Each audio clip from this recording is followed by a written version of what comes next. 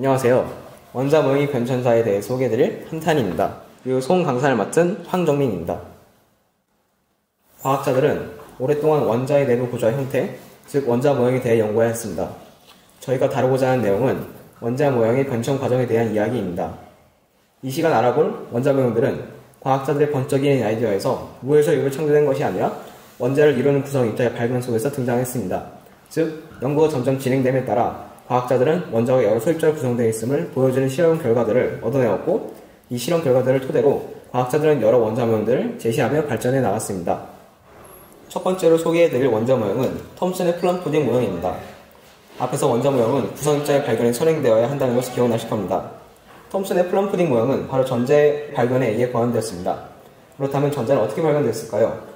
전자는 톰슨의 음극선 실험에 의해 발견되었습니다. 여러분이 착각하실 만한 부분이 있는데, 음극선은 톰슨이 발견한 것이 아니라 그 전에 이미 기체로 채워진 유리관 속 두 금속판 사이에 높은 전압을 걸어주면 음극의 양쪽으로 음극선이 흐르는 것이 관찰되었습니다. 당시 과학자들은 이 음극선의 정체에 대해 비물질적 흐름이냐 물질적 흐름이냐에 대한 격한 논쟁이 있었습니다. 그는 이 네 가지 실험을 설계하였습니다. 이 네 가지 실험을 통해 그는 음극선은 음전하를 띤 매우 작은 입자들의 흐름이라는 것을 밝혔고, 톰슨은 이 입자를 전자라고 명명하였습니다. 그리고 비전화 측정 실험을 통해 모두 같다는 것을 알아내어 전자는 모든 원자를 구성하고 있는 입자의 한 종류임을 밝혔습니다. 이 발견들을 토대로 1903년에 그는 전자의 존재를 반영한 플럼 푸딩 모형을 제시했습니다. 이 모형에 따르면 전자가 마치 건포도처럼 고정되는 것처럼 생각되지만 실제 원자 내에 있는 전자는 마이너스 전하 사이 상호 반발에 의해 일정 거리를 유지하며 움직일 수 있다고 주장했습니다. 이때 톰슨이 밝혀내지 못한 전자의 전하량은 1909년 밀리컨의 기름방울 실험을 통해 밝혀집니다. 두 번째로 소개드릴 원자 모형은 러더퍼드의 원자 모형입니다. 톰슨이 전자를 발견했다면 러더퍼드는 무엇을 발견했을까요? 러더퍼드는 알파 입자 산론 실험을 통해 원자 핵을 발견했습니다. 알파 입자 산론 실험은 방사성 원소인 라듐으로부터 방출되는 알파 입자를 얇은 금박에 충돌시켰을 때 황아이온 형광 스크린이 생긴 성광을 분석하여 알파 입자의 편향을 조사한 실험입니다. 실험 결과는 매우 놀라웠습니다. 대부분 알파 입자들은 금박을 통과했지만 약 2만 개 중 1개는 큰 각도로 휘어짐을 보였으며 어떤 것은 뒤쪽으로 산란되었습니다. 러더퍼드는 이 실험 결과를 가지고 이것은 마치 종이 한 칸에 15인치 포탄을 쏘았을 때 그것이 튕겨서 되돌아오는 것 같이 믿을 수 없는 일이다라고 했습니다.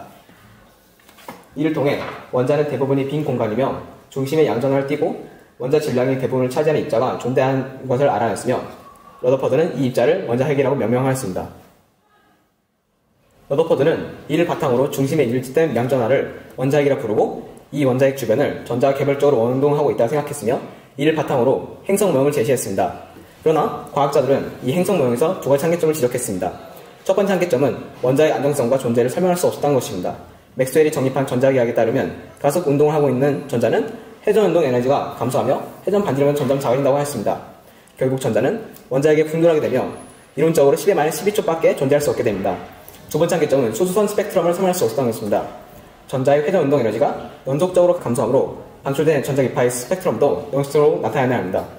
그러나 실제로는 방출 스펙트럼은 선의 형태로 나타나게 됩니다. 마지막으로 소개드릴 원자 모형은 보어의 원자 모형입니다. 방금 말씀드렸듯이 러더퍼드의 모형에는 두 가지 한계점이 있었습니다. 보어는 이를 해결하기 위해서 세 가지 가정을 제시하였고, 수원자의 에너지 주의를 예측할 수 있는 이론적 모형을 개발했습니다. 첫 번째 가정은 전자는 정해진 궤도를 회전하며 이때 전자는 전자기파를 방출하지 않는다. 두 번째, 전자가 한 궤도에서 다른 궤도를 전이할 때 전자기파를 흡수 또는 방출한다. 세 번째, 전자가 정해진 궤도를 회전할 때에는 고전 물리학의 법칙을 따른다. 이 세 가지 가정들을 바탕으로 새로운 원자 모형을 제시합니다. 이 모형들의 특징은 첫 번째, 전체 에너지는 전자의 운동 에너지와 전정기적 포텐셜 에너지로 이루어져 있다. 두 번째, 전정기력 인력과 원심력은 평행을 이루고 있고, 특정 반지름 아래 궤도를 갖고 이에 따른 각 운동량이 정해져 있고, 핵과 멀어질수록 각 운동량과 에너지가 증가한다. 그리고 마지막으로 궤도를 전이할 때 흡수 또는 방출되는 에너지는 두 궤도의 에너지 차와 같다. 러더퍼드 모형의 한계를 극복하기 위해서 만든 보어 모형조차도 명백한 한계점들이 남아있었습니다.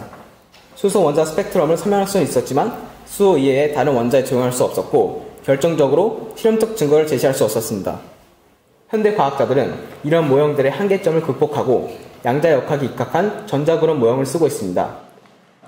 이상으로 원자 모형 변천사에 대해 발표한 1319 한태였습니다. 그리고 송 강사를 맡은 1320 황정민이었습니다.